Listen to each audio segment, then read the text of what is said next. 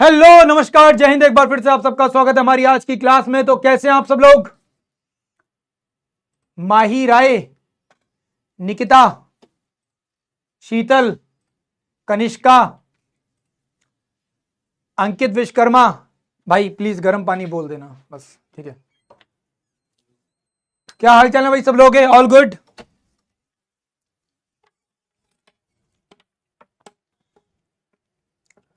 तो आज की क्लास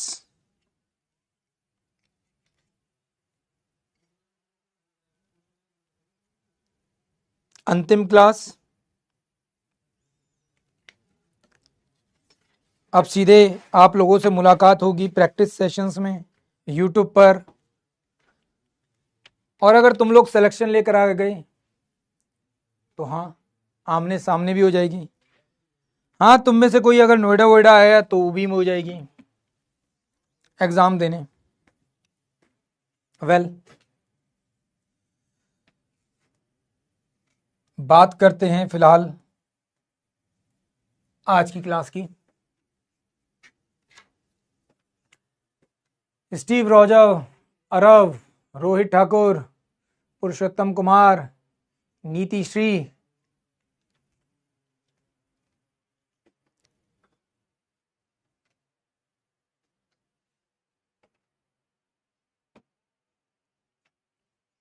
कोशिश तो करूंगा कि प्रैक्टिस सेशन तुम लोगों को पेड बैच में ही करवा दिया जाए, ज़्यादा बेहतर होगा। यूट्यूब पर तो होगा ही होगा, बट मैं चाहता हूं कि तुम्हारा प्रैक्टिस सेशन यहीं पर करवा दिया जाए।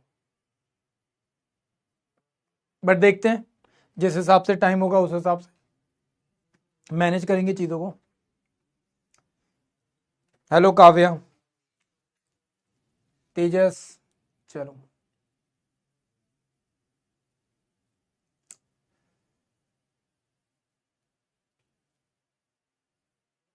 ग्रेट। फाइनली आज की क्लास के बारे में बात करते हैं। अभी तक हम लोग जो भी पढ़ चुके हैं वो डिफेंस के बारे में तो पूरा पढ़ चुके हैं। अब जो पढ़ रहे हैं वो हम लोग स्पेस टेक्नोलॉजी को लेकर स्पेशली पढ़ेंगे, ठीक है। तो सबसे पहले बात होती है, जब भी स्पेस की बात होगी तो एक महारथी हमारे सामने हमेशा आएगा जिसका नाम है इसरो। क्या नाम है? इसरो। एट प्रेजेंट अगर हम लोग बात करते हैं, डॉक्टर वी नारायणा इसको लीड करने का काम करते हैं। बेंगलोर में इसका हेडक्वार्टर है, ठीक है। इसे इस्टेब्लिश किया गया था 15 अगस्त 1969 को। कब इस्टेब्लिश किया गया था? 15 अगस्त 1969 को, है ना? क्लियर? इससे पहले तक हम लोग इसको इनकॉर्पस के नाम से जानते थे, ठीक है। इनिशियली इसका जो इस्टेब्लिशमेंट था वो डॉक्टर विक्रम साराभाई के हाथों किया गया था, जो कि आपके सामने आप लोग देख ही रहे हैं। अगर आप में से कुछ लोगों ने रॉकेटरी बॉयज देखी है मूवी, सॉरी वेब सीरीज, तो काफ़ी हद तक आपको अंदाज़ा होगा कि हाँ भाई, विक्रम साराभाई का रोल क्या था, ठीक है। होमी जहांगीर भाभा का क्या रोल था, ठीक है। एपीजे अब्दुल कलाम का क्या रोल होगा वो आने वाली वेब सीरीज में आपको काफ़ी हद तक पता चल जाएगा, ठीक है।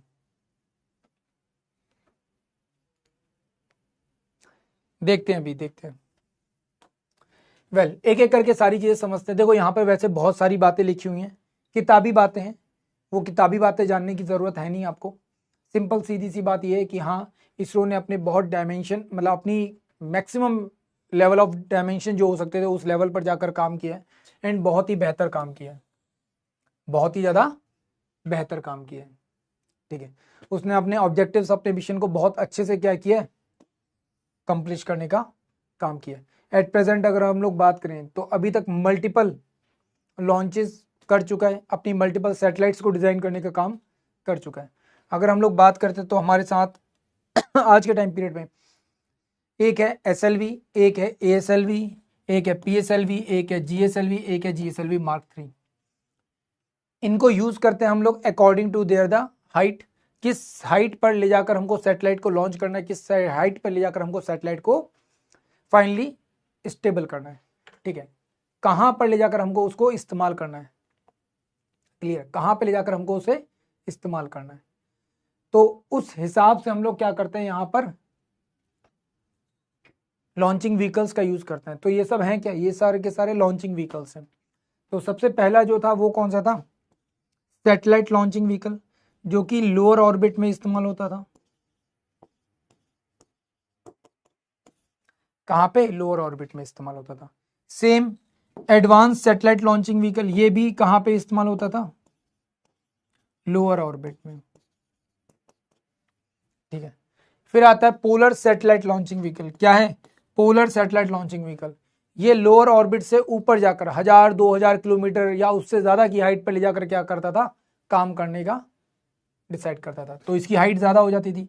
एंड जीएसएलवी मार्क 3, अगर इनको लेकर बात करेंगे तो इनका मेनली जो यूज होता था वो किसके लिए होता था? जियो सिंक्रोनाइज रीजन के लिए होता था। मतलब कि जो हमारी अर्थ है, अर्थ से कितने डिस्टेंस पर? 36000 किलोमीटर के डिस्टेंस पर। इस हाइट पर जाकर क्या होता है? इस हाइट पर जाकर एक्चुअल में जो हमारी ग्रेविटी होती है वो क्या हो जाती है? जीरो हो जाती है। जो हमारी ग्रेविटी है वो क्या हो जाती है? जीरो हो जाती है। क्या हो जाती है? जीरो हो जाती है। बात समझ में आई यहां पे? हाँ या ना?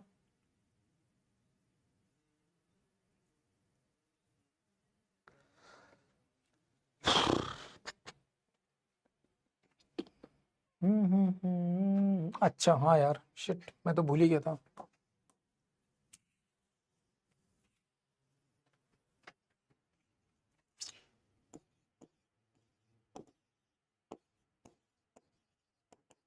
लोअर ऑर्बिट, ये भी क्या होता था? लोअर ऑर्बिट में, लोअर ऑर्बिट में ये थोड़ा सा अपर रीजन पे जाकर होता था। और ये कैसा था? ये पोलर सैटेलाइट था। ठीक है, पोलर सैटेलाइट था, तो नो डाउट इसकी जो रेंज होती थी वो मोर देन 2000-3000 किलोमीटर होती थी।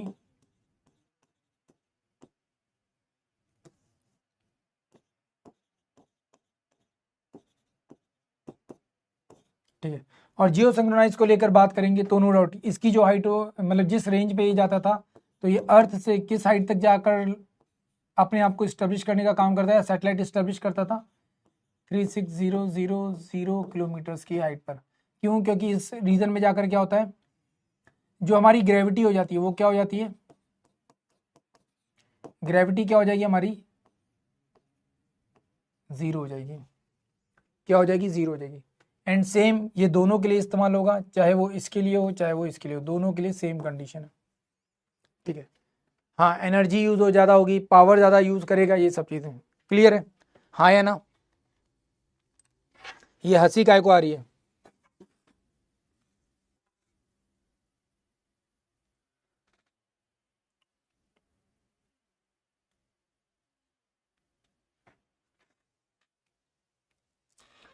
तुम लोगों को मेरी शक्ल देखकर लगता है कि मैं तुम्हें डांस करके दिखाऊंगा, गाना गा के सुनाऊंगा? कम से कम एटलीस्ट तुमको अब तक तो अंदाजा लग जाना चाहिए कि मैं किस किस जैसे, मतलब मैं कैसा इंसान हूं, कैसा आदमी, तुम्हें इस चीज का तो अंदाजा लग ही जाएगा। तो तुम्हें ये तो बोलने की जरूरत नहीं पड़नी चाहिए कि सर गाना गा के सुनाओ, डांस करके दिखाऊं। हैं?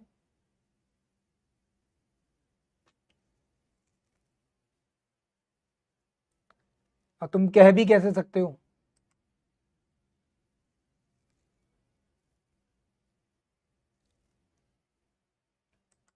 मुझे भी लग रहा पता नहीं ऐसा क्या हो गया कि भाई अचानक से। हम्म। ठीक है, अब यहां पर ये बेकार की चीजें, इनको आपको उतना ज्यादा ध्यान देने की जरूरत है नहीं, बट एक चीज जो सबसे ज्यादा इंपॉर्टेंट है वो क्या है? यहां पर इनके द्वारा यूज किया जाने वाला फ्यूल, ये बहुत इंपॉर्टेंट है। इनके द्वारा यूज किया जाने वाला फ्यूल ये बहुत ज्यादा इंपॉर्टेंट है। ठीक है, तो ये कैसा यूज करता है? ये सॉलिड फ्यूल यूज करता है। वहीं पर अगर यहां पे बात करेंगे ये भी सॉलिड फ्यूल यूज करता है। पर जैसे ही हम लोग पोलर सैटेलाइट के बारे में बात करेंगे, क्योंकि ये ज़्यादा हाइट पर जाता है, स्पेस में ट्रैवल करता है, तो ये सॉलिड एंड लिक्विड फ्यूल को यूज़ करेगा। सेम ये solid liquid and cryogenic engine पर चलता है, एंड ये भी solid liquid and cryogenic engine के ऊपर काम करता है। क्लियर है?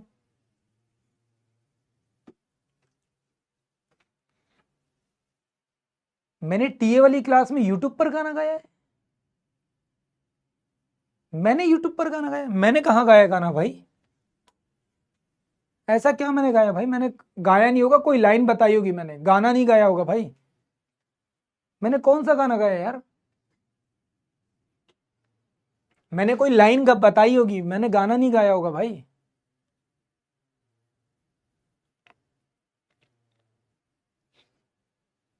क्या करते हो तुम लोग?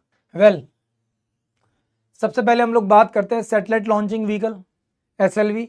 तो ये सबसे पहला इनिशियल शुरुआती हमारा क्या था? व्हीकल था जिसका हम लोग इस्तेमाल करते थे, जिसका हम लोग क्या करते थे? इस्तेमाल करते थे। ठीक है, 23 मीटर लंबा था, 45 किलो का पेलोड लेकर जा सकता था, ये सब चीज़ें। अब ये इतना इंपॉर्टेंट हमारे लिए है नहीं। सबसे पहले हम लोगों ने 10 अगस्त 1979 को इसको क्या किया था? यूज़ किया था। अच्छा, लीलू वाला, ओके भाई। वो हरियाणा का एक सॉन्ग है, ठीक है। एक बच्चा था जो उसमें बोल रहा था, तब मैंने ये चीज़ बोली थी। ठीक है, एक सॉन्ग है हरियाणा का, और आज से करीबन 10-15 साल पहले काफ़ी फेमस होता था। इवन आज के टाइम पीरियड में भी कई लोग सुनते हैं। रागनी वागनी जब गाई जाती है तो उस टाइम पीरियड में भी, तो वो बताने के लिए मैंने एज अ रेफरेंस वो लाइन बताई थी। ठीक है, अगर तुम लोग इंटरनेट पे सर्च करोगे तो तुमको मिल जाएगा। ठीक है,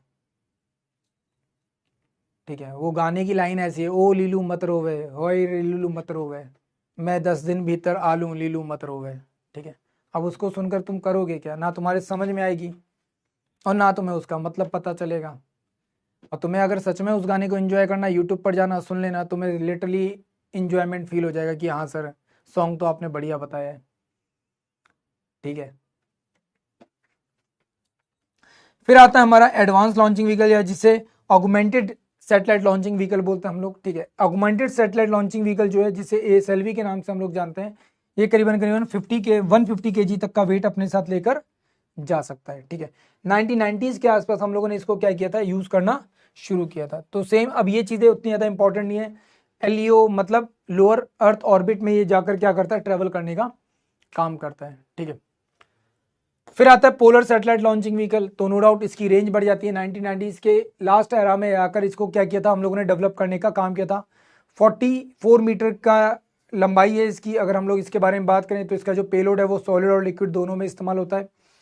ठीक है, तो अगर यहाँ पे आप लोग देखोगे तो यहाँ पे लिखा भी है, it's a first Indian launch vehicle to be equipped with the liquid stage. तो लिक्विड स्टेज क्या है? इसमें इस्तेमाल होता है, मतलब कि लिक्विड फ्यूल का हम लोग इसमें इस्तेमाल करते हैं। क्लियर है? क्लियर है? बात समझ में आई? वो देख, वो बोल भी रहा है, वो देख, वो खुद ही बोल रहा है कि सर मत गाना सर, मैं हरियाणा से हूं।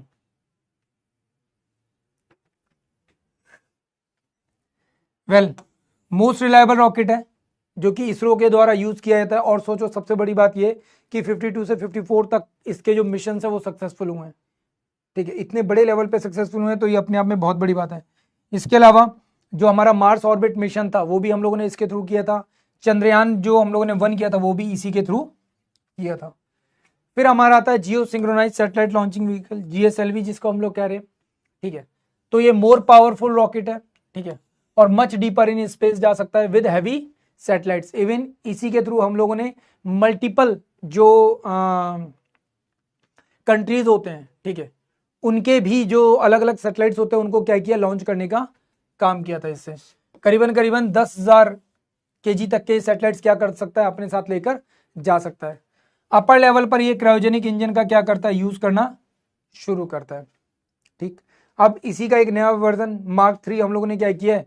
बना लिया है, जो कि सेल्फ सफिशिएंट है डिफरेंट डिफरेंट सैटेलाइट्स को अलग अलग रीजन्स में लॉन्च करने के लिए। तो यहाँ पे आप देख सकते हो ये दोनों ही सैटेलाइट्स आपके सामने, GSLV mark 2 and mark 3। Clear है? तो इसमें कोई बहुत ज़्यादा ऐसी चीज़ नहीं है जो कि आपको ना पता हो, सिंपल सीधी चीज़ें हैं आपके सामने। फिर आता है यहाँ पर एक और चीज़, SSLV, small satellite launching vehicle. अब इनकी ज़रूरत क्यों पड़ती है? हमें लिटरली इनकी ज़रूरत है नहीं, मतलब वैसे नहीं पड़ती, बट हमें ज़रूरत क्यों पड़ी?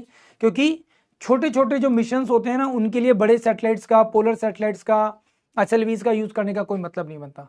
जो छोटे मिशंस होते हैं, कॉमर्शियल मिशंस के लिए हम लोग किसका यूज़ कर सकते हैं? SSLV का यूज़ कर सकते हैं। किसका यूज़ कर सकते हैं? SSLV का यूज कर सकते हैं। लोअर ऑर्बिट में किसी को लॉन्च करना है तो भाई हम लोग इनका यूज कर सकते हैं, micro satellites and small satellites की डिमांड को देखते हुए। क्लियर। कई सारे ऐसे कंट्रीज होते हैं, कई सारे छोटे कंट्रीज होते हैं जिनको अपना एक छोटा सिंपल सैटेलाइट चाहिए, जो सैटेलाइट बस स्पेस में जाकर क्या कर सके, हमारे लिए कुछ छोटी मोटी इंफॉर्मेशन कलेक्ट कर सके। ऐसे जो कंट्रीज होते हैं उनके लिए हम लोग क्या करते हैं, इस तरीके के सैटेलाइट्स लॉन्च करने का काम करते हैं, और ये हमारे लिए बहुत ज़्यादा क्या होता है, बेनिफिशियल होता है। ठीक है, बहुत ज़्यादा बेनिफिशियल होता है। और जैसे जैसे हमारी टेक्नोलॉजी एडवांस हो रही है तो इस हिसाब से हमने छोटे सैटेलाइट लॉन्चिंग से भी हम लोग क्या कर सकते हैं, 500 kg तक के सैटेलाइट्स को लॉन्च कर सकते हैं। ठीक है, नाविक मिशन, बेटा नाविक मिशन हम लोगों ने जियो सिंक्रोनाइज सैटेलाइट लॉन्चिंग व्हीकल से लॉन्च किया था, GSLV के थ्रू किया था। किसके थ्रू किया था? GSLV के थ्रू किया था। क्लियर है। इसके बारे में बात करें तो भाई सीधी सिंपल सी बात है, वेलोसिटी ट्रिमिंग मॉडल के ऊपर काम करता है, मतलब कि जो वेट होता है उसके हिसाब से क्या करता है, अपना पेलोड लेकर चलता है। ठीक है, 3 स्टेज सॉलिड फ्यूल का यहाँ पर क्या किया जाता है, यूज किया जाता है। ठीक है, एंड जब ये अपनी स्टेज फाइनल पे पहुंचता है तो वहां पे लिक्विड फ्यूल का यहाँ पर यूज करता है, एंड इजीली अपने जो सैटेलाइट्स होंगे उनको डिफरेंट डिफरेंट प्लेसेस में लॉन्च कर सकता है, क्योंकि जरूरी तो है नहीं कि 500 kg का एक ही सैटेलाइट होगा, क्या पता मल्टीपल 4-5 सैटेलाइट्स हों। फिर आता है रीयूजेबल सैटेलाइट लॉन्चिंग व्हीकल, जिसको रिसेंटली हम लोगों ने किया था ट्रायल, जिसका नाम है पुष्पक। क्या नाम है? पुष्पक। क्या नाम है? पुष्पक।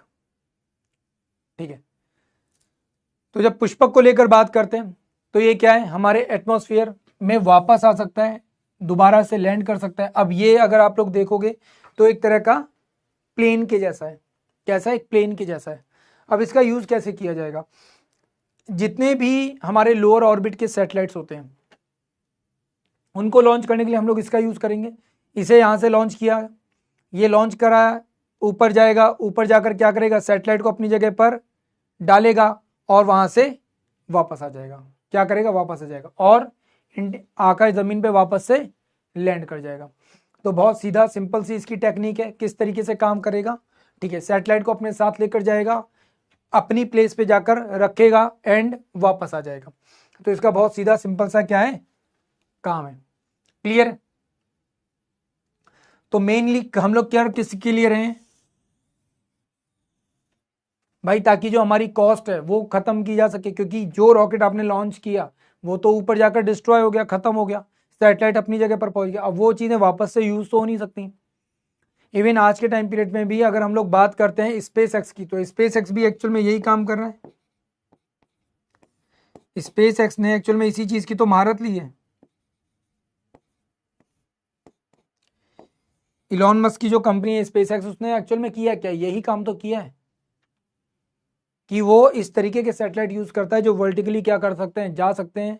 ठीक है, ऊपर सैटेलाइट को लॉन्च करके वर्टिकली वापस आकर खड़े भी हो सकते हैं। तो ये अपने आप में एक बहुत बड़ी अचीवमेंट है। ठीक है, पर हम लोग वर्टिकल की जगह पर कैसा हॉरिजॉन्टल मूव वाला यहाँ पर सैटेलाइट लॉन्चिंग व्हीकल लेकर आने की तैयारी में। तो यहाँ पे आप लोग ये देख सकते हो, ठीक है, कि यहाँ से ये जाएगा, ऊपर जाएगा, सैटेलाइट को यूज किया, अपनी डायरेक्शन में छोड़ा, छोड़ने के बाद फिर वापस आ जाएगा। ठीक है, तो इसका बहुत सीधा सिंपल सा काम है और कोई इसका काम नहीं है। उम्मीद करता हूं बात समझ में आ गई होगी सबको, हाँ या ना? ठीक है, तो यहां पे आप देख रहे हो इसको, तो इसका काम यही है बस। फिर हम लोग बात करते हैं अदर इंपॉर्टेंट मिशंस को लेकर, जो हिस्टोरिकल मिशंस रहे हैं। सबसे पहले 1975, अभी रिसेंटली इसको क्या हुए, 50 ईयर्स हुए हैं। कितने हुए? 50 ईयर्स हुए हैं अभी रिसेंटली। ठीक है, 2025 में क्या हो चुके हैं, इसको 50 साल पूरे हो चुके हैं। अप्रैल में हुए थे 50 साल पूरे, ध्यान रखना। तो आर्यभट्ट सैटेलाइट हम लोगों ने पहला लॉन्च किया था, जो कि इंडिजिनियसली हम लोगों ने खुद से बनाया था। खुद से बनाने के बाद इसको लॉन्च किया गया था by the Soviet Cosmos 3M rocket के थ्रू। ठीक है, कहाँ से? स्पुतनिक यार से। कहाँ से? स्पुतनिक यार, रशिया से किया गया था। एंड ये काम क्या कर रहा था, तो हमारे लिए जो भी क्लाइमेटिकल इंफॉर्मेशन होती थी वो कलेक्ट करके हमको देने का काम करता था। तो इंडिया का पहला जो सैटेलाइट था वो कौन सा था? आर्यभट्ट। कहाँ से लॉन्च हुआ था? रशिया से लॉन्च हुआ था। कब हुआ था? 19 अप्रैल 1975 को। एट प्रेजेंट इसको कितने साल हो चुके हैं? 50 साल हो चुके हैं। तो ये इंपॉर्टेंट है, ध्यान रखना आप लोगों के लिए। कितने साल हो चुके हैं? 50 ईयर्स पूरे हो चुके हैं इसको। तो ये चीज आप लोग यहां पर ध्यान रखना। फिर आता है भास्कर 1। तो भास्कर 1 क्या था, एक एक्सपेरिमेंटल रिमोट सेंसिंग सैटेलाइट था, ठीक है, जो टीवी और माइक्रोवेव कैमरास को यूज करने के लिए बनाया गया था। फिर आता है रोहिणी टेक्नोलॉजी पेलोड, ये बहुत इंपॉर्टेंट था, ठीक है, 35 kg के एक एक्सपेरिमेंटल स्टेबल सैटेलाइट डिजाइन था जो कि यहां से गया था, ठीक है। किसके थ्रू हम लोगों ने किया था, तो SLV-3 के थ्रू किया था। किसके थ्रू, SLV-3, जिसको अभी हम लोग पीछे देख रहे थे वही SLV-3 इसमें यूज किया गया था। कब की बात है,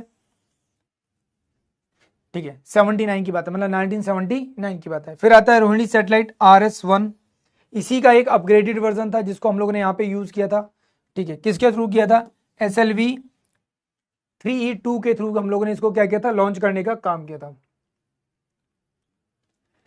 फिर आता है एप्पल, ये भी एक इंपॉर्टेंट था, ध्यान रखना, ठीक है। फर्स्ट एक्सपेरिमेंटल कम्युनिकेशन सैटेलाइट था जो कि हम लोगों ने यहां से लॉन्च किया था, और इसे क्या कहते हैं हम लोग, एरिना 1 के नाम से जानते हैं। किस नाम से जानते हैं, एरिना 1 के नाम से जानते हैं। और कैसा सैटेलाइट था, कम्युनिकेशन सैटेलाइट था, ठीक है। फिर आता है इनसेट 1A, ये one of the most important बना आगे चलकर, क्योंकि ये first operational multipurpose communication and meteorological satellite था। अब आप कहोगे सर ये कम्युनिकेशन का मतलब है क्या, व्हाट इज द कम्युनिकेशन, क्या टेलीफोन के लिए यूज हो रहा था, नहीं। जब भी हम लोग यहाँ पे कम्युनिकेशन वर्ड यूज कर रहे हैं तो ध्यान रखना, टेलीविजन, रेडियो, इस सब के जो टेलीकास्ट होते थे उसके लिए इस्तेमाल किया जाता था। किसके लिए, टेलीविजन, रेडियो, इन सब के टेलीकास्ट के लिए इसका इस्तेमाल किया जाता था। फिर आता है IRS-1A, इंडिया का पहला ऑपरेशनल रिमोट सेंसिंग सैटेलाइट, जिसे 1988 में हम लोगों ने लॉन्च किया था। फिर आता है कल्पना 1, ठीक है, ये मेट्रोलॉजिकल है, मतलब जो हमें मौसम के बारे में बताता था। किसके बारे में, वेदर फॉरकास्ट के बारे में बताता। अच्छा, तुम्हें जानकर एक चीज की हैरानी होगी, वेदर फॉरकास्ट को लेकर मैं तुम्हें बताता हूँ। तुम लोग कई बार वेदर फॉरकास्ट चेक करते होगे और तुम्हें पता चलता अच्छा बाहर बारिश नहीं हो रही, पर तुम जैसे ही बाहर निकले थोड़ी देर के बाद अचानक से तुमको बारिश देखने को मिलती है। तुम कहते हो यार ये क्या फालतू का ब्रॉडकास्ट है, मतलब तो कुछ बनता नहीं इसका, तो मतलब क्या है ना। अब तुम्हें सोच के हैरानी होगी, सोचो कि हम लोग जो अभी तक वेदर फोरकास्ट यूज कर रहे थे वो कर रहे थे वर्ल्ड का, जो वर्ल्ड वेदर फोरकास्ट है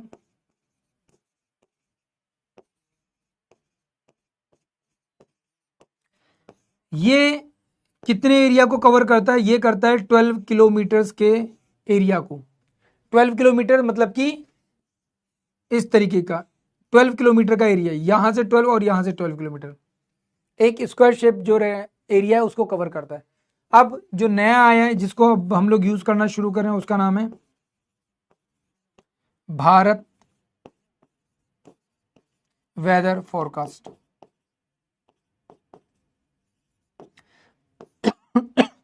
weather feather Bharat weather forecast कितना है, 6 किलोमीटर, मतलब अराउंड 6 किलोमीटर के एरिया को ये क्या करता है, इस तरीके से कवर करता है। करीब करीब 36 स्क्वायर किलोमीटर का एरिया है। कितना है, 36 स्क्वायर किलोमीटर का एरिया है जिसको ये कवर करता है। अब इतने बड़े एरिया में तो अच्छा है, बेटर वेदर बताएगा, ठीक है। और ये one of the most advance weather system है जो हम लोग यूज कर रहे हैं, बट अभी हम लोगों के मोबाइल में नहीं दिखता वो, क्यों, क्योंकि मोबाइल की जो टेक्नोलॉजी है वो वर्ल्ड वेदर फोरकास्ट के हिसाब से काम करती है, ठीक है।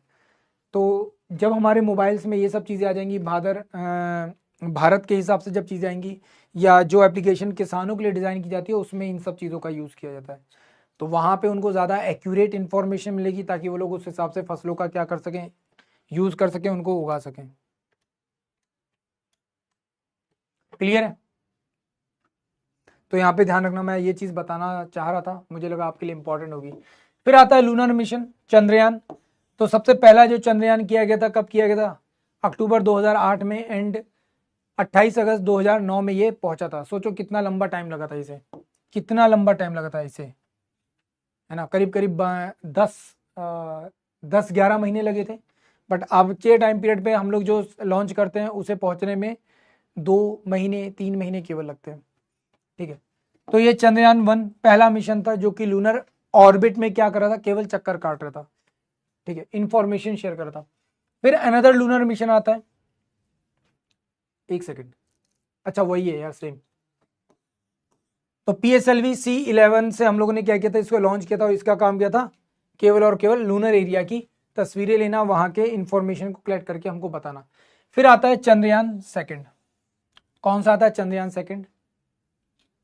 ये काफी हद तक मतलब एक तरह से बोला जाए सक्सेसफुल मिशन था, ठीक है। सक्सेसफुल क्यों, क्योंकि 2019 में से लॉन्च किया गया था। इसका मेन काम था चंद्रमा की सतह पर उतरना, ठीक है। वो ये नहीं कर पाया, पर काफी हद तक ये पास रहा, ठीक है। इसका जो लैंडर था, वो लैंडर एक्चुअल में अपनी जगह से क्या हो गया, भटक गया, पर इसका जो ऑर्बिटर था वो अपनी जगह पर क्या करता रहा, लगातार चक्कर काटता रहा, ठीक है। तो ऑर्बिटर का जो फंक्शन था वो तो सक्सेसफुल रहा, ठीक है, पर लैंडर क्या हो जाता है, लास्ट मोमेंट पे जाकर क्रैश हो जाता है, ठीक है। तो काफी हद तक पास था, क्योंकि हमने अपनी गलतियों से बहुत कुछ सीखा, ठीक है। जिस जगह पर ये उतरना था उस जगह को हम लोगों ने क्या बोला, तिरंगा पॉइंट बोला। क्या बोला, तिरंगा पॉइंट बोला। क्लियर। फिर आता है हमारा चंद्रयान थर्ड, ठीक है। तो 14 जुलाई 2019 में इस प्रोजेक्ट को स्टार्ट किया जाता है, ठीक है। एंड ये फाइनली अपने ऑर्बिट में पहुंचने का काम करता है। इसकी लैंडिंग होती है कब, 23 अगस्त 2023 को, ठीक है। जिस दिन ये लैंड होता है उसी दिन को हम लोगों ने क्या बनाया, स्पेस डे सेलिब्रेट किया। क्या किया, स्पेस डे सेलिब्रेट किया। इसी पॉइंट को हम लोगों ने शिव शक्ति पॉइंट बोला। क्या बोला, शिव शक्ति पॉइंट बोला। तो यह मिशन पहला ऐसा मिशन था जो कि लूनर चांद के साउथ पोल पर जाया गया था। कहां गया था, चांद के साउथ पोल पर गया था। अब सोचो हमारा ये वाला जो मिशन है चंद्रयान 2, ये भी तो साउथ पोल पर जा रहा था। पूरी दुनिया को पता चल गया था कि इंडिया 2019 में क्या करना चाह रहा है। पूरी दुनिया को पता चल गया था कि हम 2019 में क्या करने वाले हैं। बट उसके बावजूद भी पूरी दुनिया में से कोई भी ऐसा देश नहीं था जिसने ये बोला अच्छा चलो ठीक है अभी इंडिया नहीं पहुंच पाया पर हम साउथ पोल पर पहुंच के दिखा देते हैं। हम क्या करते हैं, साउथ पोल पे पहुंच के दिखाते हैं इंडिया से पहले। कोई नहीं करा। किया किसने, हमने ही किया। और हम वो पहले देश बने जो चांद के साउथ पोल पर गया, उसकी प्रॉपर जियो मैपिंग की, सारे काम किए। वेल किसके थ्रू हम लोग गए थे, तो LVM-3M4 जो लॉन्चिंग व्हीकल था उसके थ्रू गए थे। हमारे जो लैंडर था उसका नाम था विक्रम। जिस जगह पर लैंड हुआ उस जगह का नाम रखा शिव शक्ति पॉइंट, ठीक है। हमारा जो रोवर था जो वहां पे चहलकदमी कर रहा था, घूम फिर रहा था, उसका नाम था प्रज्ञान। अराउंड 14 डेज तक इसने क्या किया, वहां पे काम किया। कितने दिन तक, 14 डेज तक इसने क्या किया, वहां पर काम किया है, ठीक है। बात समझ में आई। एंड इसने जो फुटप्रिंट्स अपने वहां पर बनाए वो क्या बनाए थे, एक तरफ इंडिया मतलब अशोक स्तंभ और दूसरी तरफ इसरो का नाम। क्लियर, बात समझ में आई, क्लियर है। तो इंडिया अब वो देश बन गया जो United state, Russia and China के बाद चांद की धरती पर पहुंचा है। अब जो हमारा फोर्थ मिशन होगा, ठीक है, एक सेकंड, मैंने शायद बता रखा है, डाल रखा है इसमें, चंद्रयान 4 नहीं डाल रखा, कोई बात नहीं, बता देते हैं।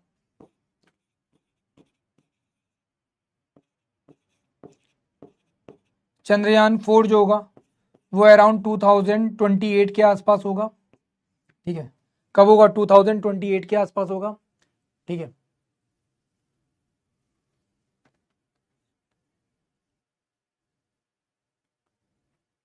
भाई पाकिस्तान ने जो भेजा था उसने तो ये भी बोला है कि चांद के 2 टुकड़े हैं और हमको वो लाइन मिल गई है जिसमें जिससे 2 टुकड़े किए हो गए, मतलब जहां से 2 टुकड़े हुए थे। तो पाकिस्तान की बात अलग है।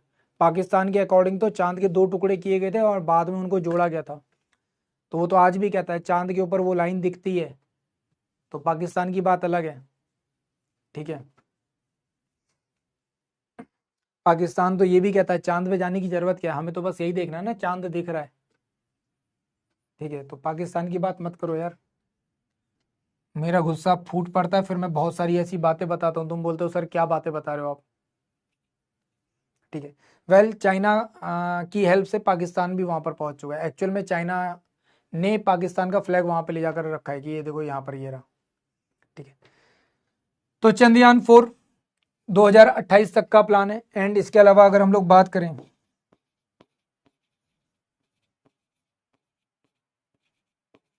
चंद्रयान 5 के बारे में, ठीक है, तो ये 2030 का प्लान है और ये किसके साथ मिलकर होगा? इंडिया प्लस जापान, इंडिया और जापान दोनों मिलकर ये करेंगे। ठीक है, वेल चंद्रयान 4 का जो प्लान है उसके अकॉर्डिंग हम लोग चांद पर जाएंगे, लैंड करेंगे एंड वहां से वापस आएंगे। हमारा प्लान क्या है? हम यहां से जाएंगे चांद पर, लैंड करेंगे और वहां से वापस आएंगे। अगर ये चीज सक्सेसफुल हो गई, अगर ये चीज सक्सेसफुल हो गई तो 100% है जो जापान वाला हमारा प्लान होगा वो बहुत ही ज्यादा इंपॉर्टेंट हो जाएगा। वो लिटरली इतना ज्यादा इंपॉर्टेंट होगा, इतना ज्यादा इंपॉर्टेंट होगा कि तुम सोच भी नहीं सकते। वहां से जो रिसोर्सेज होंगे, जो भी सैंपल्स होंगे, वो लेकर आने का हम लोग काम करेंगे। लिटरली अभी जो हमारा ये वाला जो चंद्रयान 3 गया था, इसने वहां पर ना केवल लैंड किया है, लैंड करने के बाद हमारा जो प्रज्ञान रोवर था उसने पूरे एरिया में क्या किया है? सर्कुलेशन किया है। उसके बाद जो बची कुची एनर्जी थी, इसरो ने इस चीज को भी टेस्ट किया है कि अगर हम लोग यहाँ पे फोर्स लगाते हैं तो कितनी ऊंचाई तक ये अपने आप को पुश ले पाता है। चांद की ग्रेविटी कैसा काम करेगी हमारे लैंडर के ऊपर, इस चीज को भी यहां पर क्या किया? आइडेंटिफाई करने की कोशिश की। तो लिटरली इसरो ने इस चीज को भी उस समय पर टेस्ट किया था, ये मैं आपको बता दूं, और ये बहुत बड़ा कदम था। ठीक है, दुनिया के बाकी देश बोल रहे थे कि इंडिया केवल अपना क्या कर रहा है, वो दिखावा करने की कोशिश कर रहा है ना।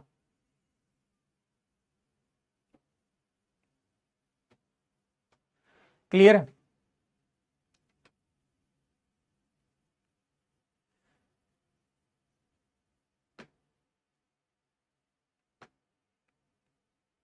अच्छा,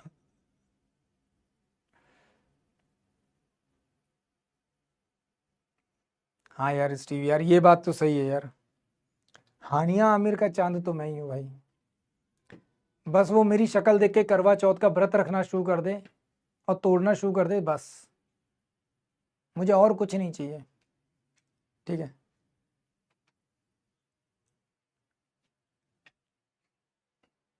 ठीक है, चलो। वेल फिर हम लोग सोलर मिशंस को लेकर बात करते हैं। तो सबसे पहला हुआ था हमारा आदित्य L1। आदित्य L1 हम लोगों ने 2 सितंबर 2023 को लॉन्च किया था। और ये मिशन एक्चुअल में किसको लेकर था? सन के जो भी एक्शंस हैं, मतलब एक तरह से बोला जाए सूरज की जो भी कलाएं हैं उनको समझने के लिए था। किसको? सूरज की जो कलाएं हैं उनको समझने के लिए था, है ना। क्लियर? शीतल मैडम, तुम ना लिटरली मार खाने का काम करोगी।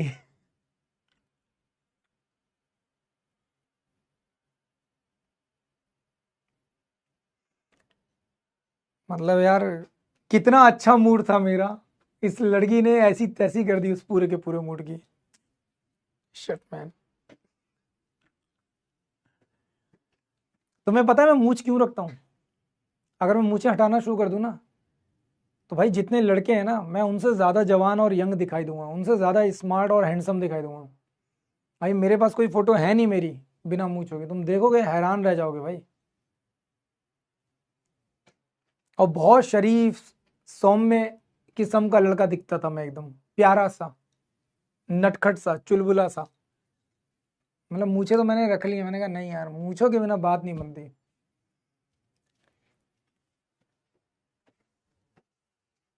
दिखाऊंगा तुम्हें किसी दिन। अब तो खैर आज हमारी लास्ट क्लास है तो आज क्या ही मैं तुम्हें दिखाऊंगा फोटो। चल बे, हटा दो फोटो। अब जब मूछे रखी तो पता चलता है कि मूछे की क्या वैल्यू होती है भाई। बिना मूछों का इंसान इंसान होता है क्या? नहीं भाई। लड़कों में लड़कियों में फर्क क्या है? हैं? मूछों का ही तो है। हैं? यार बिना मूछों का इंसान इंसान थोड़ी लगता, मर्द मर्द नहीं लगता भाई। तो भाई मूछे जरूरी है।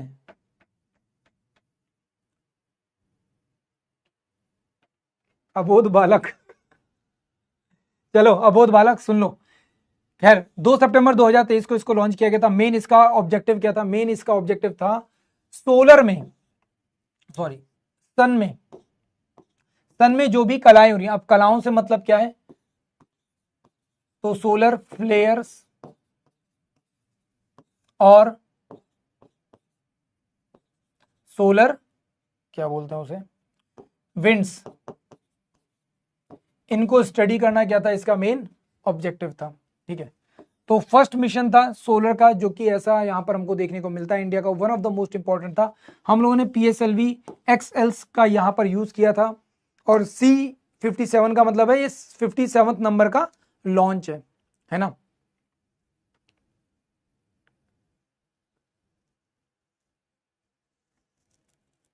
बात समझ आई? रोशनी पूछ रही है हानिया कौन है, कोई बताओ भाई रोशनी को हानिया कौन है। पहले मुझे भी नहीं पता था, पर सडनली पता चला इंस्टाग्राम पर सबसे ज्यादा फेमस लड़की यही है, और वो भी मुझे किसी तुम में से ही किसी ने, मतलब तुम्हारे जैसे ही किसी बच्चे ने मुझे बोला था, तब मुझे पता चला हानिया कौन है। वेल, ऑर्बिट को लेकर बात करें तो एक हालो ऑर्बिट है, ठीक है, जहां पर ये सेटल डाउन किया गया है, जिस जगह को हम लोग बोलते हैं लैग्रेंज पॉइंट L1। अब ये लैग्रेंज पॉइंट बनता क्या है? ये वो पर्टिकुलर पॉइंट्स हैं, ये वो पर्टिकुलर पॉइंट्स हैं जहां पे सोलर विंड्स का इंपैक्ट नहीं पड़ता। क्या नहीं पड़ता? सोलर विंड्स का इंपैक्ट नहीं पड़ता, है ना। क्या नहीं पड़ता? सोलर विंड्स का इंपैक्ट नहीं पड़ता। अब यहां पर ध्यान से सुन लो, मैं जो समझा रहा हूं ये वैसे तो मैं तुम लोगों को ज्योग्राफी में ये चीज बता चुका हूं, बट स्टिल मुझे लगता है फिर से एक बार बता दूं तो ज्यादा बेहतर है।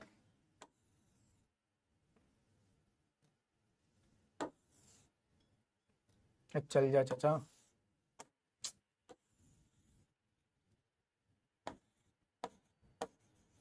ये आपका सन है, ठीक है। सन के ऊपर डिफरेंट डिफरेंट एक्शंस होते हैं।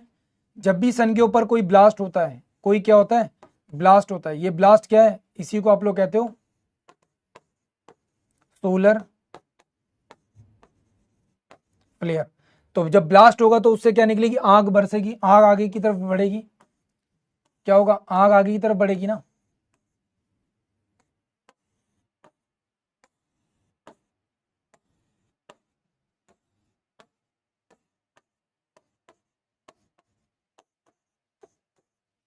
अब जब ये इस तरीके से आगे की तरफ बढ़ेगी तो क्या होगा? अर्थ के ऊपर इंपैक्ट पड़ेगा। अब अर्थ के ऊपर कैसे इंपैक्ट पड़ेगा?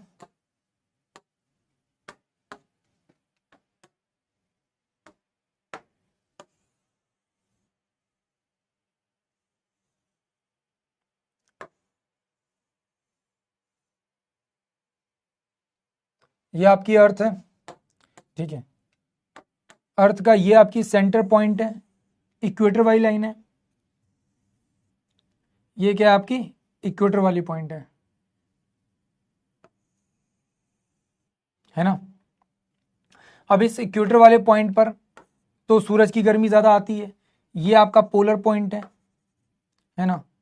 ये आ गया आपका साउथ पोल, ये आ गया आपका नॉर्थ पोल। अब जब ये सोलर विंड्स आगे की तरफ बढ़ती हैं, जब ये सोलर विंड्स आगे की तरफ बढ़ती हैं तो ये किससे टकराएंगी? अर्थ की मैग्नेटिक फील्ड से टकराएंगी। अब अर्थ के ऊपर जो मैग्नेटिक फील्ड है वो आपको पता ही है, ये नॉर्थ पोल है और ये साउथ पोल है। तो मैग्नेटिक फील्ड के आसपास क्या बनती है? एक बटरफ्लाई शेप बनती है।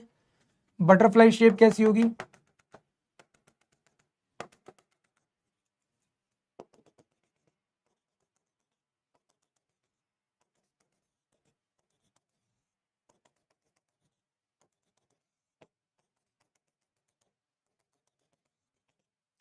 अब जब ये इससे टकराएगा तो क्या होगा? ये इस तरफ मूव कर जाएगी और इस तरफ मूव करेगी, इस तरफ मूव करेगी, है ना, इस तरफ मूव करेगी। और ये एक पॉइंट ऐसा बनेगा जहां पर क्या होगा? एक हॉलो स्पेस होगा। क्या होगा? एक हॉलो स्पेस होगा। ये एक पॉइंट ऐसा बनेगा जो एक हॉलो स्पेस होगा, और इसी को हम लोग क्या बोलते हैं? L1 बोलते हैं, लैग्रेंज पॉइंट 1 बोलते हैं, ठीक है। जहां से डिवाइड हो रही है तो यहां पर कोई इंपैक्ट नहीं पड़ेगा। इधर से सबसे इजीएस्ट होगा, इधर से क्या होगा? सबसे ज्यादा आसान होगा किसको ऑब्जर्व करना? सन को ऑब्जर्व करना।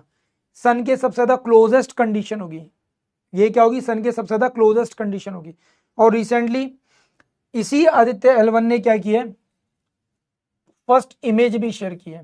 क्या किया, फर्स्ट इमेज भी शेयर की। किसकी, सोलर फ्लेयर्स की, सोलर विंड की। तो सन से आने वाला कोई भी खतरा, कोई भी ऐसी हॉट विंड्स के बारे में पहले बता देगा, और हम लोग क्या करेंगे उसके लिए पहले से तैयार हो जाएंगे। ठीक है, वेल एक आता है इंटरप्लेनेटरी। तो मार्स ऑर्बिट मिशन जो हमारा चल रहा है, ऑलरेडी हम लोग इसे 2013 में लॉन्च किया था, 2022 तक ये बहुत अच्छे से काम करता रहा। PSLV C-25 के बारे में, मतलब सॉरी, इस समय से शुरू किया गया था एंड इसमें इसको लॉन्च किया गया, एंड इसने काफ़ी अच्छे से क्या किया, अपना काम किया। इसी मिशन को हम लोग मॉम के नाम से भी जानते थे। इसके ऊपर मूवीज़ भी बन चुकी हैं, कई सारी और भी चीज़ें हुई हैं, तुम लोगों ने देखा होगा। अक्षय कुमार ने भी एक मूवी बनाई थी मॉम के नाम से, और निहायत ही वाहियात, निहायत ही घटिया मूवी बनाई थी। ठीक है, सबसे ज़्यादा गंदा, सबसे ज़्यादा वाहियात, सबसे ज़्यादा गंदा जो रोल नज़र आया था वो मुझे उसमें सोनाक्षी सिन्हा का नज़र आया था। ठीक है, कि इसरो की साइंटिस्ट, इसरो की रिसर्चर, ठीक है, लड़कों के साथ फ्लर्टिंग कर रही है, लड़कों के साथ एंजॉय कर रही है। ठीक है, इतना वाहियात कॉन्सेप्ट, इतनी वाहियात मूवी मैंने ज़िंदगी में कई बार देखी हैं, और ऐसी मूवियाँ इंडिया में बनती रहती हैं अनफॉर्चुनेटली। ठीक है, तो कभी भी ऐसी कोई मूवी है तो प्लीज़ जितना हो सके ऐसी मूवीज़ को अवॉइड करो। जब ऐसी मूवीज़ बनेंगी, ऐसी मूवीज़ आएंगी तुम्हारे सामने, जानबूझ के परोसी जाएंगी, कि बिना इंडिया में कोई मूवी ऐसी बन ही नहीं सकती जिसमें लव एंगल ना डाला जाए, और बिना मतलब का लव एंगल तो डालना ज़रूरी है, वरना लोग देखेंगे नहीं, देखेंगे क्यों, है ना। ऊपर से क्या बोला जाएगा, अरे ऐसा थोड़ी है, इसरो में जो साइंटिस्ट हैं वो भी तो इंसान है, उनको भी प्यार करने का हक है। अजी घंटा प्यार करने का हक है। तुमको देश सेवा में लगना है वो करोगे, या फिर पहले तुम प्यार मोहब्बत करते फिरोगे। बहुत सीधी सिंपल सी बात है। तो ये पहला इंडिया का ऐसा मिशन था जो इंटरप्लेनेटरी मिशन था। क्या था, इंटरप्लेनेटरी मिशन था, ध्यान रखना ये चीज। ठीक है, और इंडिया एशिया का पहला ऐसा देश था जिसने ये चीज अचीव की थी। क्लियर है।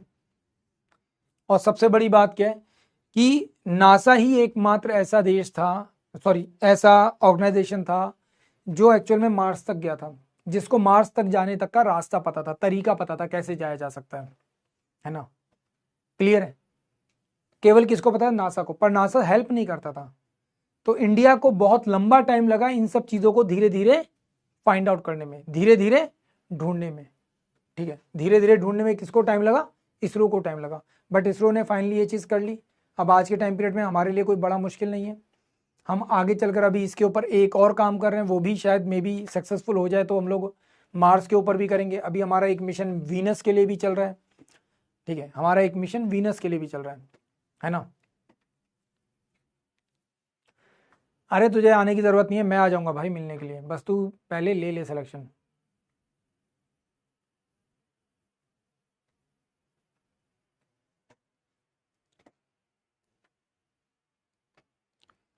ठीक है,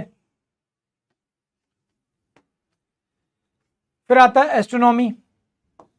तो एस्ट्रोनॉमी सेट यहाँ पे एक लॉन्च किया गया था, जिसका मेन काम क्या था, जो भी हमारे नक्षत्र हैं, ठीक है, ऑब्जर्वेटरीज हैं, उनको क्या करना, फाइंड आउट करना, उनको यहाँ पर अच्छे से समझना, मेन काम इसका ये था। ठीक है,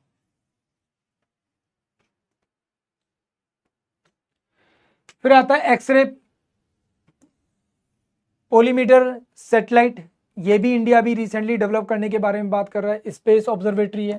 ठीक है, 1 जनवरी 1924 को इसको, सॉरी 1924 बोल रहा हूँ, 2024 में हमको ये देखने को मिलता है।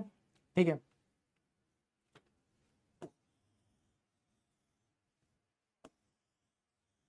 तो क्या करता है ये जो कॉस्मिक रेज होती हैं उनको स्टडी करने का काम करता है। किसको स्टडी करने का काम करता है, कॉस्मिक रेज को स्टडी करने का काम करता है। पोलर सैटेलाइट लॉन्चिंग व्हीकल से हम लोगों ने इसको क्या किया था, लॉन्च करने का काम किया था। फिर एक आता है हमारा निसार। प्लान मिशन कौन सा हमारा सबसे इंपॉर्टेंट, निसार है। ठीक है, वैसे तो 2024 है, बट ये पोस्टपोन्ड हो चुका है आपको जैसा कि पता है। ठीक है, इसे नासा और इसरो दोनों मिलकर कर रहे हैं। नासा, अब अनफॉर्चुनेटली प्रॉब्लम क्या होती है कि इसरो तो अपने टारगेट्स, अपनी चीज़ों को टाइम पर करता रहता है, पर नासा चीज़ों को लटकाता रहता है। और नासा कहीं ना कहीं अपने पर्सनल एजेंडाज, पर्सनल बेनिफिट्स के ऊपर थोड़ा सा ज़्यादा फोकस करता है, जिसकी वजह से हमें लगातार क्या देखने को मिलती है, प्रॉब्लम्स देखने को मिलती है। ठीक है, वैसे पीएसएलवी के नंबर याद रखने की ज़रूरत है नहीं तुम्हें, वो करोगे भी क्या जानकर, वो इतने ज़रूरी है भी नहीं। ठीक है,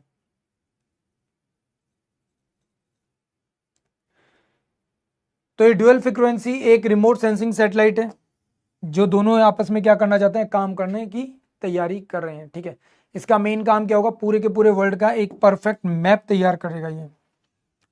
फिर आता है गगनयान, ये ऑलरेडी आप लोगों को पता ही है। इंडिया एक क्या कर रहा है, गगनयान मिशन तैयार करने की कोशिश कर रहा है। क्या करेगा ये गगनयान मिशन, 400 किलोमीटर की हाइट पर ले जाकर क्या करेगा, अर्थ को ऑब्जर्व करने की कोशिश करेगा, एंड साथ ही साथ क्या करेगा, सेफ रिटर्न करेगा। अब सबसे बड़ी बात क्या है कि यहां पर इसरो लेकर जाएगा ह्यूमंस को, जिसको हम लोग कहते हैं व्योमनॉट्स। क्या कहते हैं, व्योमनॉट्स ही कहते हैं ना, हाँ।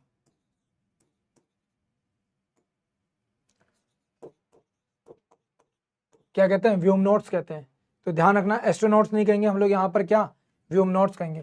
वैसे तो इसकी जो डेट थी 2025 थी, बट अब ये पोस्टपोन्ड हो गई है। मे बी 2027 के आसपास तक ये हो पाएगा हमारा, 2027 के आसपास तक, 26-27 वैसे बोला जा रहा है, बट पॉसिबली 2027 तक। वेल, व्योम मित्र एक हम लोगों ने रोबोट बनाया है। अब इसमें हम लोग बहुत सारी चीजें कर रहे हैं। अब ये भी क्या करेगा, ये भी हमारे सैटेलाइट्स के साथ जाएगा और जाकर क्या करेगा, स्पेस को अच्छे से एक्सप्लोर करने का काम करेगा। वहां पर जो भी चीजें दिख रही हैं, जो भी चीजें पता चल रही हैं, उनको अच्छे से ऑब्जर्व करेगा और उनको बताने का काम करेगा। क्या करेगा, उनको बताने का काम करेगा। ठीक है, तो गगनयान जो मिशन जाएगा जिसमें इंसान जाएंगे, उसमें सबसे पहले एक वुमेन रोबोट एस्ट्रोनॉट्स को, व्योम मित्र को यहां से लॉन्च किया जाएगा। क्लियर है, इसकी डेट 2025 रखी गई है, बट पॉसिबिलिटी है कि ये 2026 तक यहां से भेजा जा सके। ठीक है, वेल फिर यहाँ पे आता है विक्रम साराभाई स्पेस स्टेशन जो तिरुवनंतपुरम में, वहां पर आज के टाइम पीरियड पे हम लोग क्या कर रहे हैं, डिफरेंट डिफरेंट फैसिलिटीज को इंट्रोड्यूस कर रहे हैं। वहीं पर हम लोग तैयारी कर रहे हैं अपने एस्ट्रोनॉट्स या अपने व्योमनॉट्स को तैयार करने की। तो जिनमें 4 लोगों को सबसे पहले चुना गया, group captain Parasnath Balkrishna Nair, group captain Ajit Krishnan, ठीक है, group captain Angad Pratap, and wing commander Shubhanshu Shukla. अभी शुभांशु शुक्ला जी को आप लोग ऑलरेडी देख चुके हो, कहां पे, ऑक्सिमा मिशन में 14 डेज का मिशन था। कितने, 14 डेज का मिशन था, जिसे फाइनली उन्होंने क्या कर लिया, यहाँ पे पूरा कर लिया। फिर आता है शुक्रयान, अभी हम लोग बात कर रहे थे, ठीक है, वीनस के लिए, शुक्र के लिए। तो ये हमारा एक प्लान है कि हम लोग यहाँ पर क्या करेंगे, 2031 तक वीनस को एक्सप्लोर करने के लिए भी अपना एक मिशन यहाँ से भेजेंगे। ठीक है, वीनस में किस तरीके का एटमॉस्फेरिक कंडीशन है, क्या क्या चीज़ें हैं, उन सबको यहाँ पर क्या किया जाएगा, फाइंड आउट किया जाएगा, स्टडी किया जाएगा। फिर आता है मार्स ऑर्बिटर मिशन। एक सेकंड, ये कौन सा मिशन आ गया यार, ये तो हम लोग कर चुके हैं ना, सॉरी ये पुराना यार, उल्टा हो गया। हाँ, मार्स ऑर्बिटर मिशन पार्ट 2 एक आएगा, जिसे 2026 एक्सपेक्टेड था, बट अब ये शायद आगे बढ़ेगा, मे बी 2028-27 तक ये जाएगा। ठीक है, तो ये दूसरा मिशन होगा जो कि मार्स की सतह मतलब सतह को बहुत अच्छे से क्या करेगा, एक्सप्लोर करने का काम करेगा। इंडिया ही पहला देश था जिसने ये बताया था कि मार्स के ऊपर पानी के क्या मिल रहे हैं, साइन मिले हैं। क्या मिले, साइन मिले। ये क्या आ गया, well it's all about the today's class. तो आज की क्लास होती है यहाँ पे समाप्त। उम्मीद करता हूँ ये आखिरी क्लास आप लोगों ने एंजॉय की होगी। जितनी भी फैक्चुअल इंफॉर्मेशन थी मैं आपको सारी की सारी बता चुका हूँ। अब बस एक ही आखिरी संदेश है, ऑल द बेस्ट।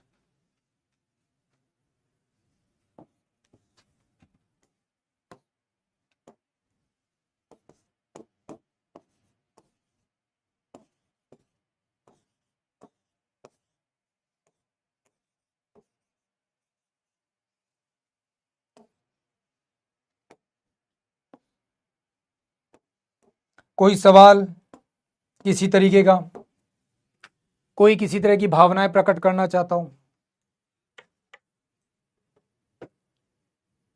अच्छा, वो वाली लाइन, ठीक है, बिल्कुल शीतल, बिल्कुल शीतल कुमावत जी, आपकी बात बिल्कुल सर आंखों पर रखी जाएगी, वो वाली लाइन जरूर मैं बोल कर जाऊंगा।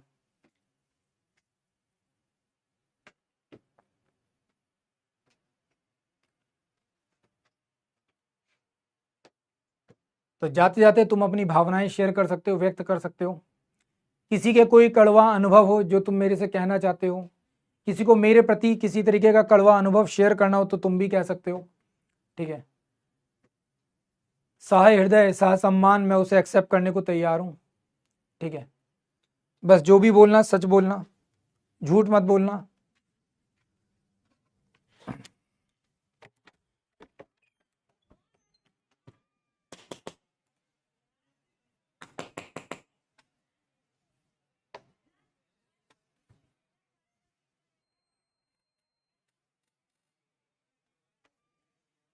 भाई मैंने इसे गर्म पानी बोला था यार। हाँ, ये प्यासा मार देगा मुझे तो। बोल दे यार प्लीज एक बार। हाँ भाई।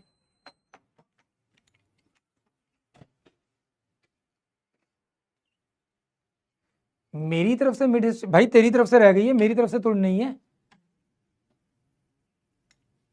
भाई। ब्लॉक किसी को नहीं करते, ब्लॉक में किसी को नहीं करता, बस बहुत ज्यादा इरिलेवेंट मैसेज ना आए, मैं कभी किसी को ब्लॉक नहीं करता। ना मेरी क्लास में कभी किसी को ब्लॉक किया है था, ना मैं कभी किसी को ब्लॉक करता हूं, बस इरिलेवेंट मैसेज ना आए।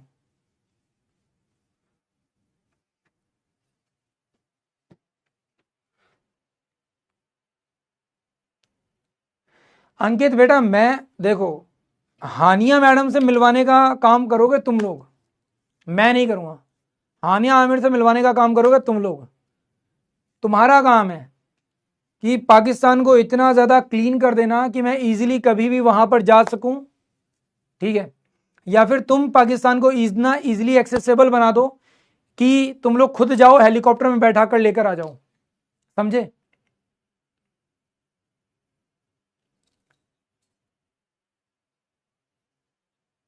अरे माय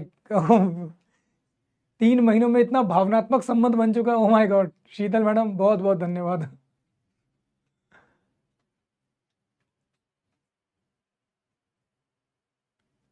अच्छा, हाँ ये तो देखना पड़ेगा तुम्हें कि अगली बार से टाइम पर पानी मेरे पास आता रहे, गर्म पानी है।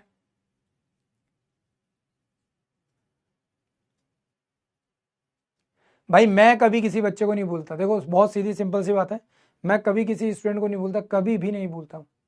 बस शर्त एक है, ठीक है, मेरी बस एक ही सिंपल सी शर्त रहती है, बस वो याद रखना। बहुत बहुत धन्यवाद माही बेटा, बहुत बहुत धन्यवाद।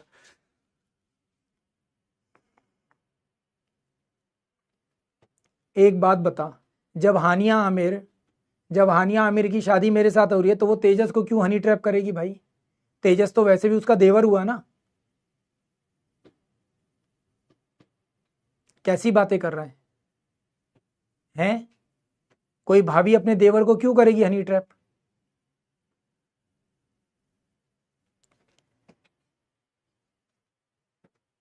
कैसा लड़का ये, कैसी अपमानजनक बातें करता है ये हैं? अरे भाई हम भी बहुत मिस करेंगे यार।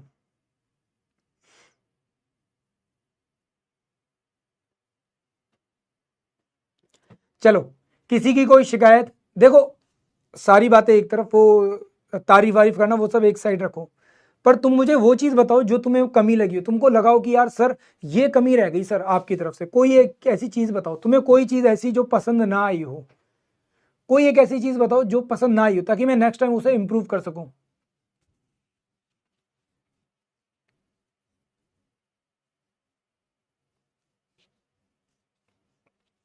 हर्ष परमार, यार देखो, मेरे जो एथिक्स है ना, और हमारे बचपन से जो हमको सिखाया जाता है उस हिसाब से तो भाई वो काम तो मैं नहीं कर सकता। Thank you so much Nikita madam. चलो विकास जी बहुत बहुत धन्यवाद सर। सर आप मजाक नहीं करते। अच्छा भाई, अभी क्या कर रहा हूँ, अभी क्या कर रहा हूँ, मजाक ही तो है।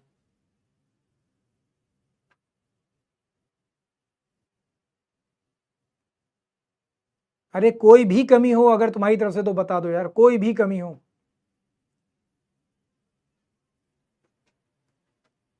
अरे यार वो सबको लगता है, सबको, मेरे साथ भी सेम ही फील है कि मैं हर बैच के साथ मुझे यही फील आता है।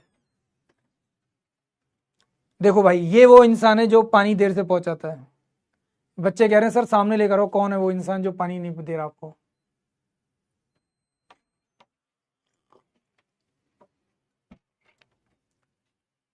यार हमें, मुझे सारे बैचेस अच्छे लगते हैं।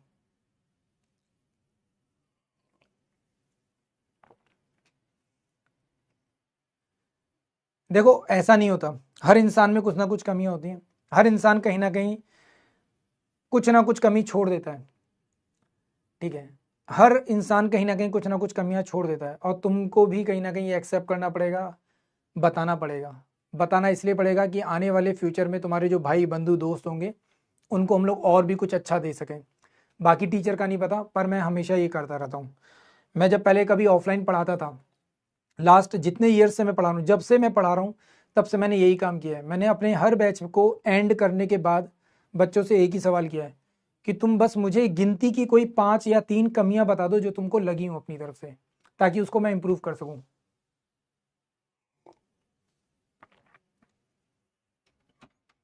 अच्छा 10 क्वेश्चन इनफ नहीं है, ओके।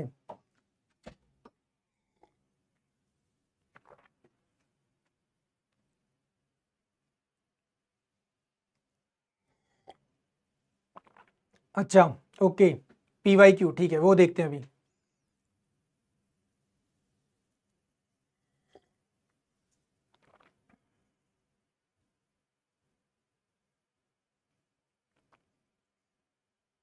चलो भाई, बहुत बहुत धन्यवाद ऋत्विक, पुरुषोत्तम, अनुप्रिया शर्मा। यार मल्टी टैलेंटेड जैसी कोई चीज़ नहीं है। देखो मैं भी जब तैयारी कर रहा था तो मैं भी यही सब पढ़ रहा था, तो इसलिए मैंने भी शुरू कर दिया पढ़ाना।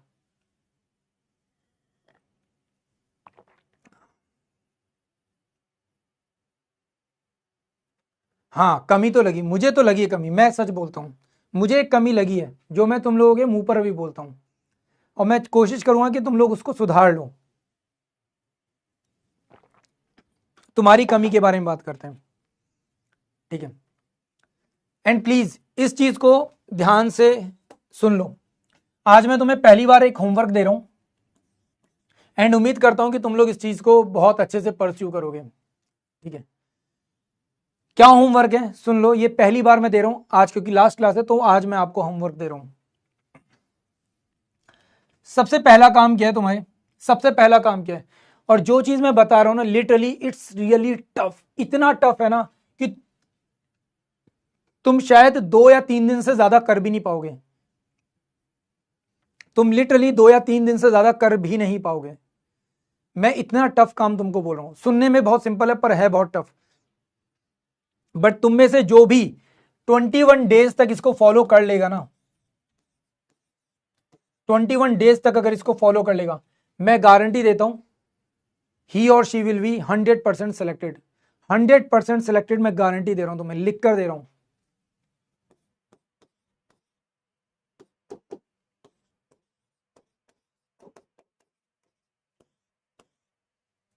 मैं तुम्हें गारंटी दे रहा हूं इस चीज की। अब काम क्या है ध्यान से सुन लो तुम लोग, क्या काम है। सबसे पहली चीज, तुम लोग सब पढ़ तो सब कुछ चुके ही हो,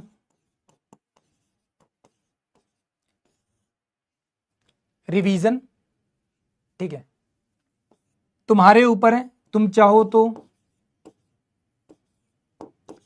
सब्जेक्ट वाइज करो, चाहे टॉपिक के अकॉर्डिंग करो, इट्स अप टू यू। आप जैसे सही समझो वैसे कर लो, ठीक है। क्लियर है, अच्छा include PYQ, okay. Raju Sindhu, बिल्कुल पुरुषोत्तम राजू, इन दोनों ने वही सेम बात बोली है, एंड मैंने उस चीज़ को एडमिट कर रहा हूँ कि हाँ यार हमारे पास टाइम कम था, इसलिए हम लोगों ने PYQ उसको नहीं यूज़ किया, बट हाँ PYQ हम लोग ज़रूर यूज़ करेंगे। एटलीस्ट स्टैटिक जीके का तो DPP में बढ़वा दीजिए। अच्छा ठीक है, मेरे पास जब प्रैक्टिस सेशन आएगा तो मैं वहां पे तुम्हारा स्टैटिक जीके करवा दूंगा, ठीक है हमेशा। तो सबसे पहली चीज तो रिवीजन विद टॉपिक या विद सब्जेक्ट, जैसा तुमको सही लगे वैसा कर सकते हो। Revision plus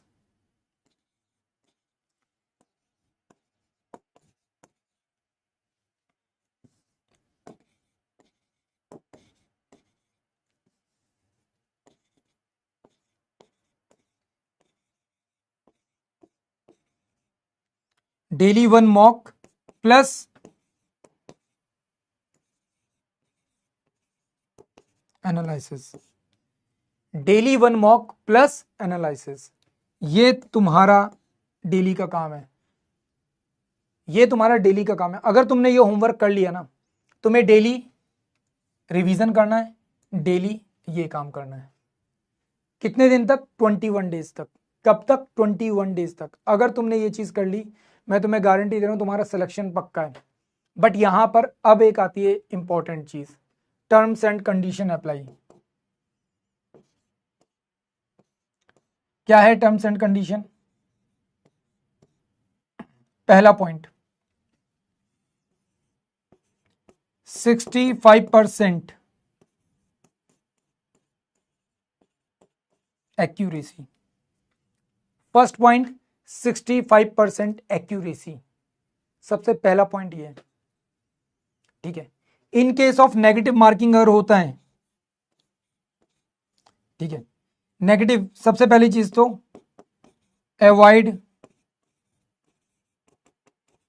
negative marks. जो भी नेगेटिव क्वेश्चन है उनको अवॉइड करना, एंड या और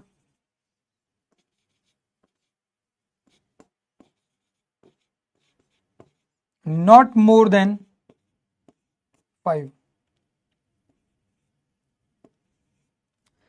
5 से ज्यादा नेगेटिव नहीं होने चाहिए।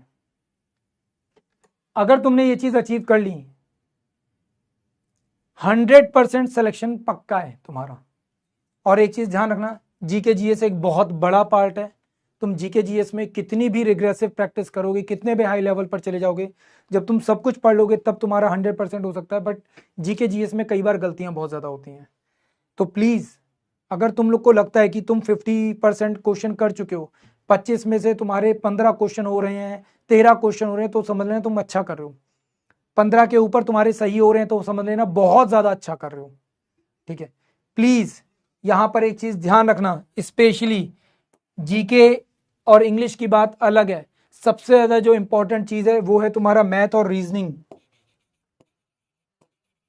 मैथ एंड रीजनिंग, ये दो ऐसे सब्जेक्ट्स हैं, ये दो ऐसे सब्जेक्ट्स हैं जो डिपेंड करते हैं, डिपेंड ऑन प्रैक्टिस। किसके ऊपर डिपेंड करते हैं? प्रैक्टिस के ऊपर डिपेंड करते हैं, स्पेशली प्रैक्टिस के ऊपर डिपेंड करते हैं। तो इनकी प्रैक्टिस अगर तुमने जहां पर भी हल्की फुल्की कम की, समझ लेना तुम्हारा एग्जाम क्लियर होना बहुत मुश्किल है, बहुत ही ज्यादा मुश्किल है। लिटरली मैं सच बता रहा हूं तुमको, ये कंप्लीट प्रैक्टिस के ऊपर है। इवन इंग्लिश भी बीच का ही एक पार्ट है, पर इंग्लिश में काफी सारी चीजें ऐसी हैं जो तुम याद कर सकते हो, ठीक है। प्रैक्टिस तो करोगे ही करोगे, याद भी करोगे। तो यहां पर तुम्हारा रिवीजन और प्रैक्टिस दोनों जरूरी है। एंड जीके जीएस वाला पार्ट जो है, ये कंप्लीटली जितना रिवीजन कर सकते हो कर लो, रट्टा मारना है मार लो, जो करना है कर लो, बस याद होना चाहिए, ठीक है।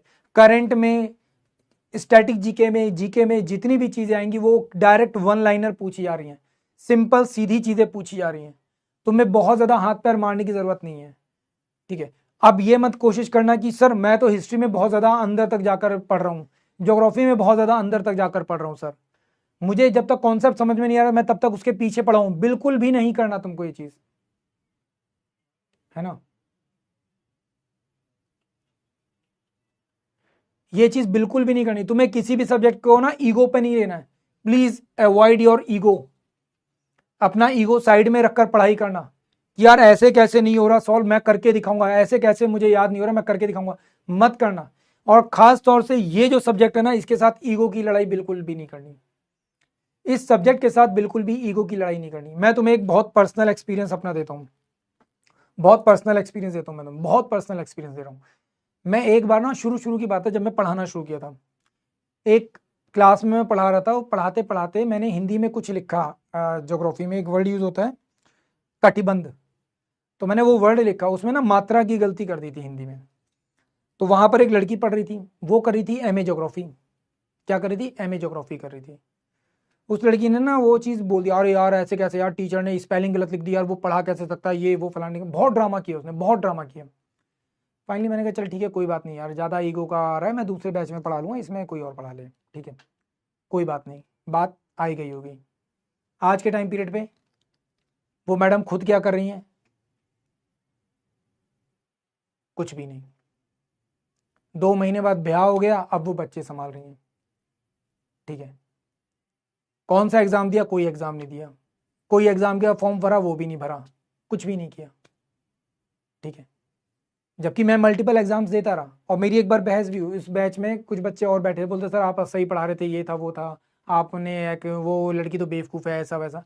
मैंने कहा, बच्चों को मैंने एक बार सीधी बात बोली, मैंने कहा देखो, अनफॉर्चुनेटली हम लोग यही एक गलती करते हैं, हम नॉलेज को, पढ़ाई को, सब्जेक्ट को, चीज़ों को अपने ईगो पर लेकर चले जाते हैं कि नहीं नहीं, ये ऐसे नहीं ऐसे होना चाहिए, ऐसे नहीं ऐसे होगा, मैं ऐसे नहीं, मैं तो ऐसे समझूंगा। और जब भी आप ये गलती करोगे, 100% नुकसान आपको ही होगा, नुकसान आपको ही होगा। मैं बहुत सीधी सिंपल सी बात बता रहा हूँ तुमको, बहुत सीधी सिंपल सी बात बता रहा हूँ। कभी भी किसी भी चीज़ को ईगो पर मत लेकर जाना, ठीक है, क्योंकि सामने वाली जो चीज़ है ना, वो तुम्हारे ईगो से कहीं ज़्यादा बड़ी है, ठीक है। और तुम्हारा ईगो बहुत छोटा सा है, उतना ही छोटा है जितनी छोटी उसकी स्पेलिंग है। और लिटरली होता यही है, ईगो की स्पेलिंग जितनी छोटी है ना, उतना ही छोटा वो इम्पैक्ट भी डालता है। तो इसलिए ये चीज़ ध्यान रखना, बहुत अच्छे से मैं तुमको ये बात समझा रहा हूँ, किसी सब्जेक्ट को ईगो पर मत लेकर जाना। मैंने वहां पर भी उन बच्चों को समझाया, भाई मेरा ऑब्जेक्टिव है सिर्फ और सिर्फ एग्जाम क्लियर करना, और मुझे पता है इंडिया का कोई सा भी एग्जाम, कोई सा भी एग्जाम अगर मैं 50% एक्यूरेसी के साथ सॉल्व कर दूं तो मेरा सिलेक्शन 100% है, और यही रियलिटी है। अब पता नहीं तुम में से किसी ने ये होमवर्क किया है या नहीं किया, बट मैं तुम्हें बता रहा हूं, अब तक एफकेट में, एफकेट के जितने भी पेपर हुए हैं, एफकेट के जितने भी पेपर हुए हैं, इन सभी पेपर्स में, इन सभी पेपर में अब तक की जो हाईएस्ट जो नंबर गए हैं वो गए हैं 165। कितने? 165। और जो लोएस्ट गए हैं वो गए हैं 121। तुम्हें पता है ये नंबर क्या है? ये नंबर 50% से भी कम है, ये नंबर 50% से भी कम है। तो क्या तुम इतना भी नहीं कर पाओगे? भाई जो बच्चा स्ट्रेटजी से चल रहा है, रेगुलर प्रैक्टिस कर रहा है, ठीक है, नेगेटिव अवॉइड कर रहा है, एक्यूरेसी मेंटेन कर रहा है, 100% है, वो सिलेक्शन लेगा ही लेगा, 100% है, सिलेक्शन लेगा ही लेगा वो बच्चा। कोई माइकल लाल उसे रोक नहीं सकता, कोई भी नहीं रोक सकता।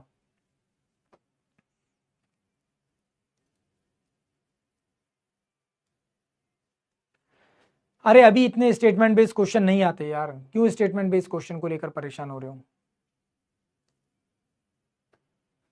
तो बात समझ में आई?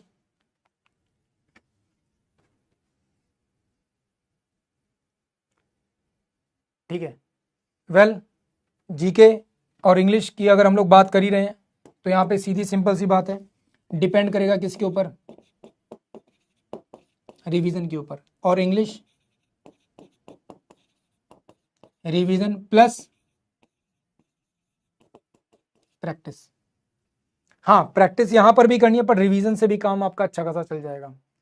पर ये चीज जरूर करनी है, एक मॉक डेली लगाना, 1 मॉक डेली। जैसे डॉक्टर दवाई देता है ना कि पर डे एक गोली खानी है आपको अच्छी हेल्थ के लिए, एग्जैक्टली बिल्कुल वैसी ये भी है, पर डे आपको एक मॉक लगाना ही है। और एक बात ध्यान रखना, फर्स्ट एग्जाम हमेशा बेहतरीन होता है, फर्स्ट एग्जाम सबसे ज्यादा बेहतरीन होता है। फर्स्ट एग्जाम में तुम जितना ताकत लगाओगे, जितना दिमाग लगाओगे ना, सेकंड एग्जाम में कभी उतना नहीं कर पाओगे।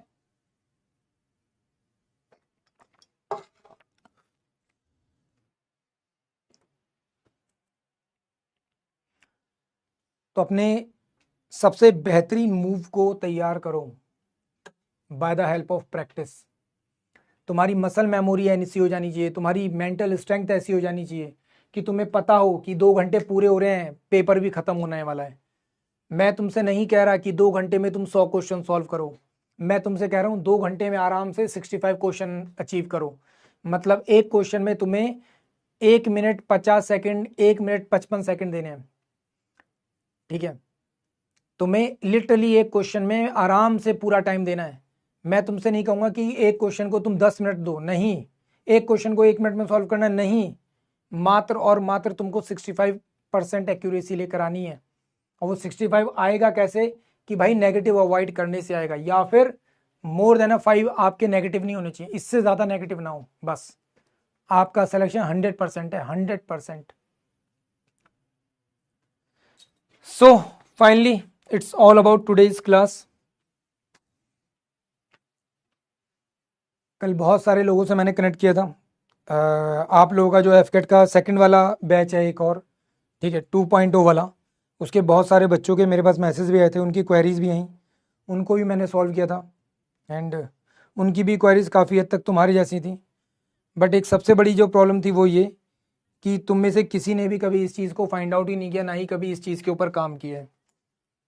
तुम में से कई लोगों को ये चीज़ पता ही नहीं कि सर कितने नंबर मैक्सिमम है, कितने नंबर मिनिमम है। और ये चीज़ तुम्हें सबसे पहले पता होनी चाहिए, और यही तुम्हारी सबसे बड़ी गलती है कि तुम लोग ये चीज़ काम ही नहीं कर रहे बस।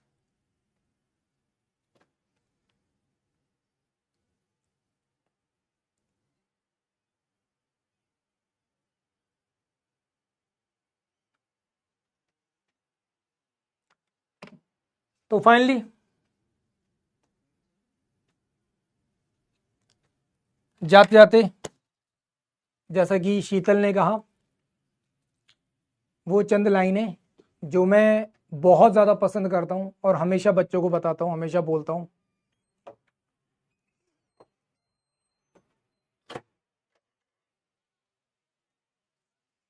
देखो आते सबके हैं, मगर कट ऑफ की बात हो रही है यहाँ पे, मेन बात है कट ऑफ की, तो कट ऑफ ध्यान रखना।